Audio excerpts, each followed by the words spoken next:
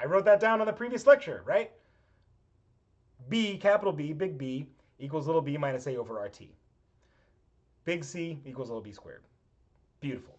Okay, so that was this part one. Part two, once we obtain the expressions, and remember the expressions, big B equals little b minus a over RT, calculate the Boyle temp. Well, remember the Boyle temperature is when this whole thing equals 0.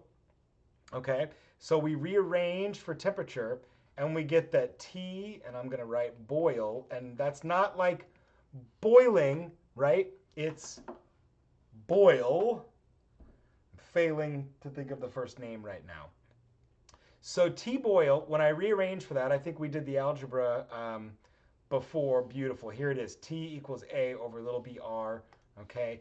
T Boyle equals A over little b times R.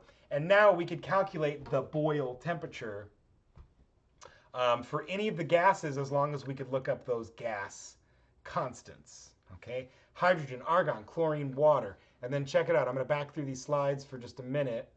Look, check it out. I've got the little b constant for, I think all those gases were there. Hydrogen, argon, chlorine, water.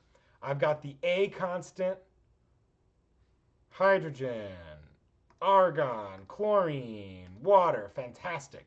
So take some time, pause the video, calculate these things out. Once you calculate them, stare at them for a minute. And do you see a trend? If so, what is it? Okay, see if you can come up with it. Pause the video, see what you get. I'm just going to go directly into the answer. Okay, I'm not going to do any like music or anything because it's Friday. It's beautiful. I want to get outside. I think you do too. Okay, so pause the video, do the calculation, see if you can find a trend, and then let's go. Here they are. Did you pause it? Did you have enough time? I hope you did. And honestly, folks, if the numbers you get here are off by, you know, like 1 degree or something like that, don't worry about it, right? Maybe it was the sig figs you used. Maybe I just straight up put the wrong numbers in my calculator. But these, I know within about 1 degree, you should get these, okay?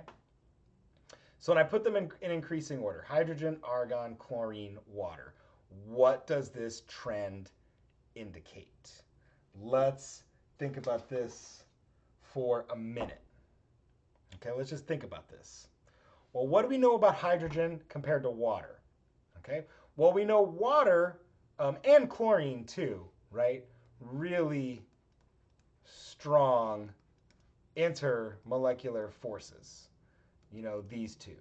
Whoa, that's starting to get confusing. Okay, strong IMF, strong intermolecular forces for water and for chlorine, right? Hydrogen bonding for water, London dispersion for chlorine, okay? We'll say weak intermolecular forces for hydrogen, and we'll say modest IMF for argon, as evidenced by the Boyle temperatures, okay? So if we back up for a second here, so we know the Boyle temperature. I'm going to erase that random little line, and let's just kind of think about what's going on in this range right here, just this little narrow range.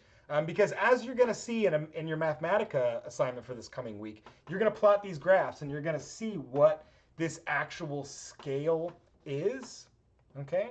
So I already noted that like this compression factor, it only really changes by like a few percent.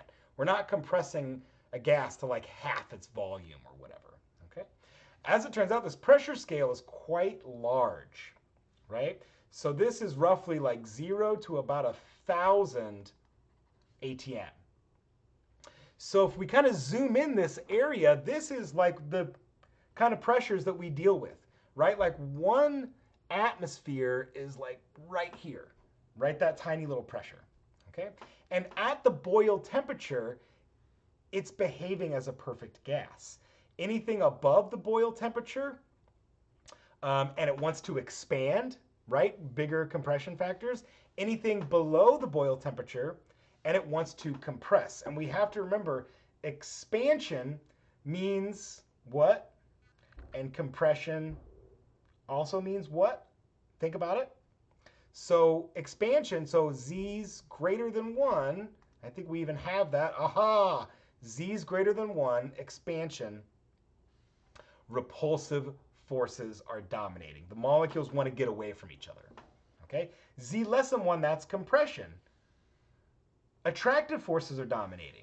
So now what's going on with the temperature above and below the Boyle temperature? Well, the Boyle temperature is kind of like, I don't want to call it this like perfect temperature, but we'll call it like, you know, the Goldilocks temperature, right? It's not too hot, it's not too cold. It's a temperature that allows the gas to behave ideal over a really large range of pressure.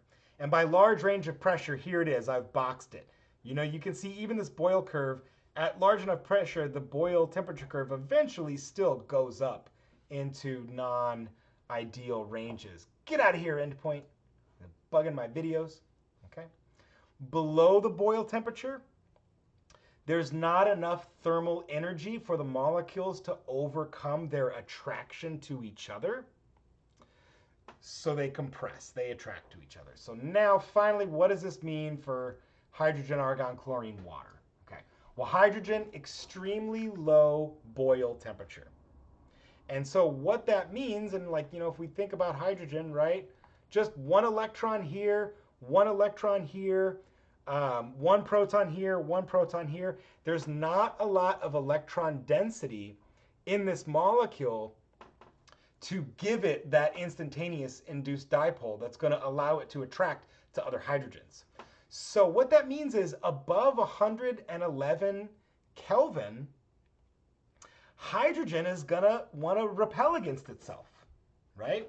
Above that 111 Kelvin, hydrogen is going to predominantly want to be repulsive, right? The proton density here is going to force other hydrogens away. That being said, we still know at 298 K, hydrogen is still fairly ideal, okay?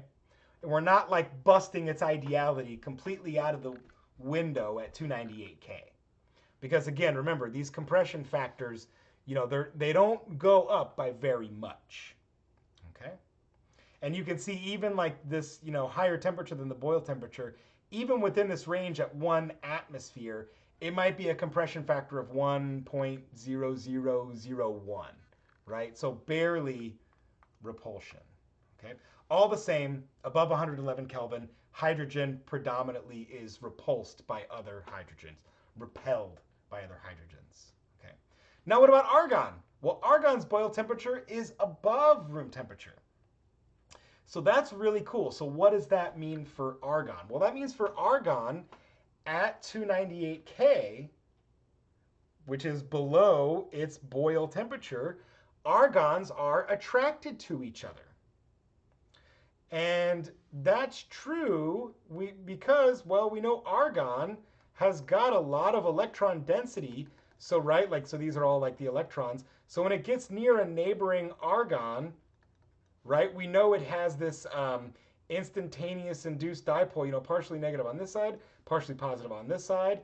That's going to induce a temporary dipole on any other neighboring argon, which is going to allow it to attract to itself.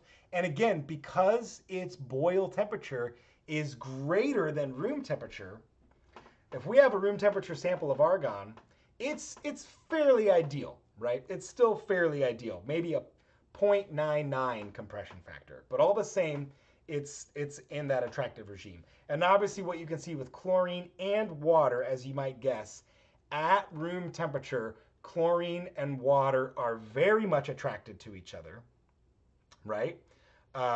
They're going to exist in a really attractive regime, which means they're going to compress. So that means they'll have much smaller compression factors at room temperature and room pressure. And you have to heat steam, right? So these are gases. Don't forget, these are gases we're talking about. So we would have to heat steam to like 2200 Kelvin and beyond to overcome the hydrogen bonding.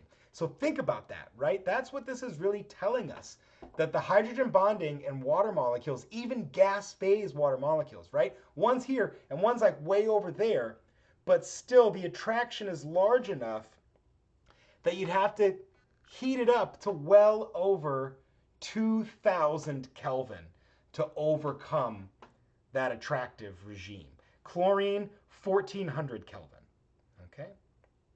So even though at 298K, these will still be fairly ideal, okay, they're a lot less ideal than hydrogen or argon, certainly. Okay, so that was kind of a long-winded, what does this trend indicate? Let's keep going.